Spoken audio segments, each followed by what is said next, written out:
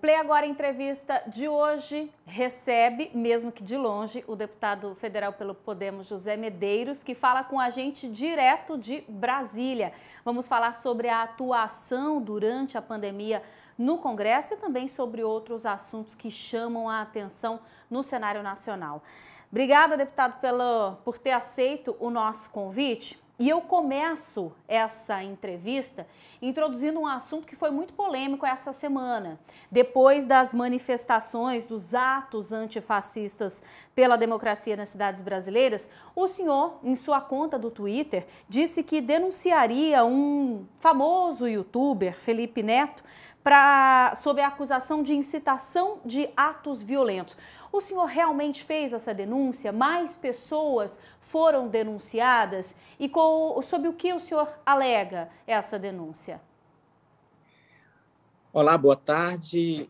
E quero cumprimentar todos aqueles que estão nos acompanhando e dizer que é uma satisfação estar aqui no Play Agora e poder tratar desses temas que estão aí esquentando a política nacional.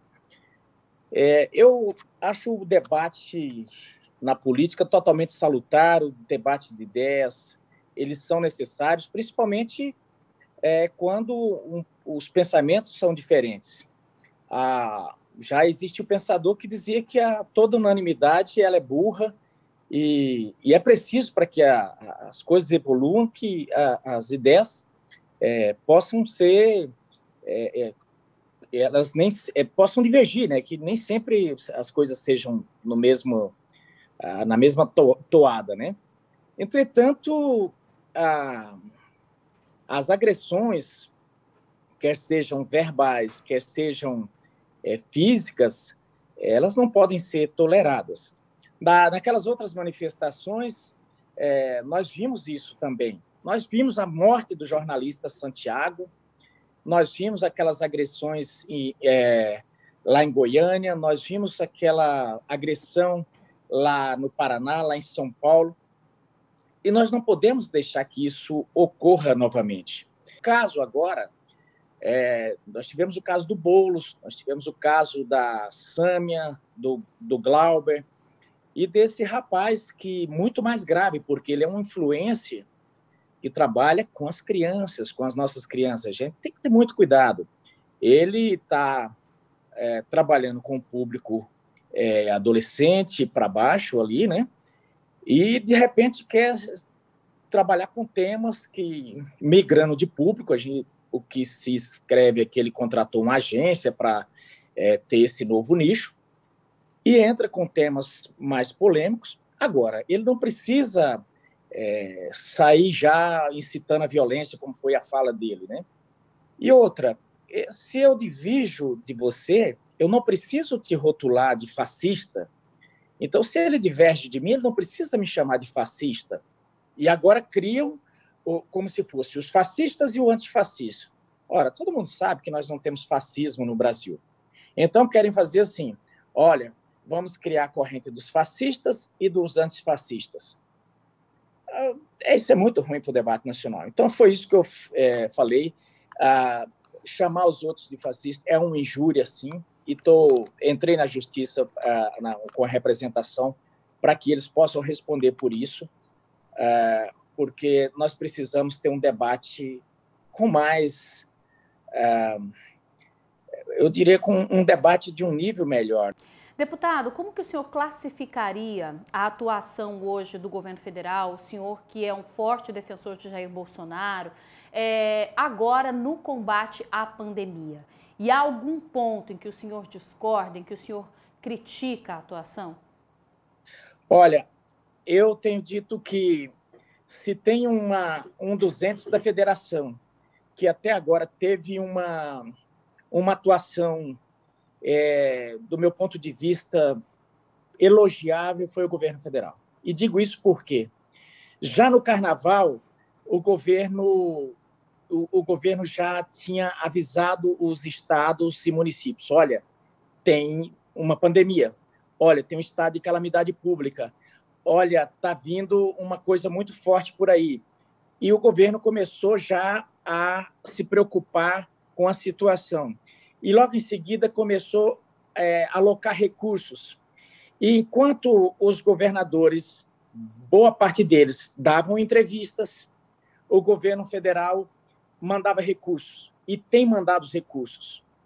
Enquanto muitos prefeitos se preocupavam em fechar o comércio, e muitos deles, onde nem tinha nenhum caso, o governo federal estava se preocupando em preparar hospitais e preparar insumos e tudo mais. Então, e ao mesmo tempo dizendo, olha, nós precisamos proteger o grupo de risco, as crianças, os mais velhos, as pessoas que têm comorbidades, e os outros, distanciamento social, proteção de máscaras, higienização, e precisamos trabalhar para que haja dinheiro para a gente cuidar dos doentes. E preparar os hospitais. Detalhe, já vamos para mais de 4 meses. Digo o caso de Rondonópolis, por exemplo. Sabe quantos leitos tem o Hospital Regional, que é responsável do Estado? Tem 2 leitos de UTIs. 2. Não conseguiram credenciar ainda 10 leitos que eram para ter credenciados. Eu queria falar um pouquinho de eleições com o senhor. A gente está numa semana também em que as eleições municipais, né, o futuro das eleições municipais, a data, digamos assim, está sendo discutida. Alguns defendem que seja uma eleição unificada, a suplementar aqui em Mato Grosso com as municipais. O senhor já saiu, havia saído, né, como chapa pura, candidato do Podemos nas eleições suplementares. Eu queria saber qual que é a opinião do senhor em relação às eleições municipais e depois como é que o senhor reagiu também quando não obteve o apoio que esperava do presidente Bolsonaro. Olha, em relação às eleições, eu penso que as de Mato Grosso eu não vejo, eu creio que provavelmente vai ser mantida em outubro. Eu vi uma entrevista do ministro presidente do Supremo, do Tribunal Superior Eleitoral, em relação à questão da incidência da pandemia, né, nos estados que tem mais incidência, nos estados que tem menos. E eu creio que Mato Grosso deve ser mantido o calendário. Atividades estão voltando no estado e a gente sente que Mato Grosso está sob controle, né?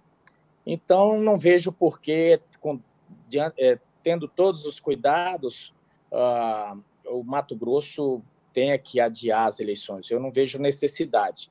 Eu vi também o ministro do Tribunal Superior Eleitoral falando, inclusive, por exemplo, num estado a pandemia está no pico, você pode deixar esse estado para fazer mais para frente e pode fazer nos outros que não esteja com a mesma situação de risco, né? Então, eu vejo que o estado de Mato Grosso não tem por que não fazer eleição. Em relação à eleição suplementar, o senhor segue como pré-candidato? Sim, nós mantemos a pré-candidatura, né? Sentimos que é uma candidatura competitiva. Eu me sinto...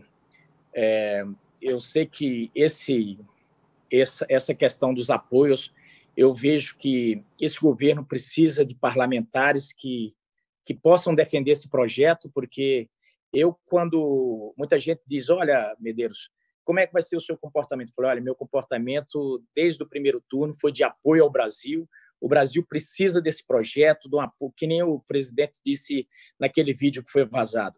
O projeto é daquelas pessoas que defendem a legítima defesa do patrimônio, da propriedade, da vida. As pessoas querem ter poder se defender, né? As pessoas querem um país que possa respeitar a família, um país que as pessoas possam ter liberdade religiosa, né?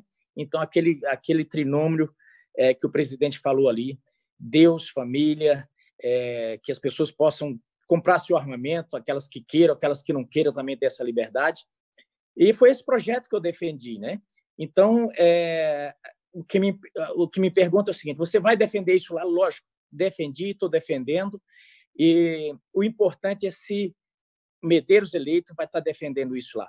Vou estar defendendo, e eu creio que o presidente precisa de um reforço no Senado, muito mais do que na Câmara. Na Câmara nós estamos com uma base bem fortalecida, agora no Senado ele precisa de reforço, e já passei por ali, sei como é que funciona, converso com todos que estão da velha guarda ali, sabem, me conhecem já. Eu creio que posso ser um bom zagueiro ali para o presidente da República.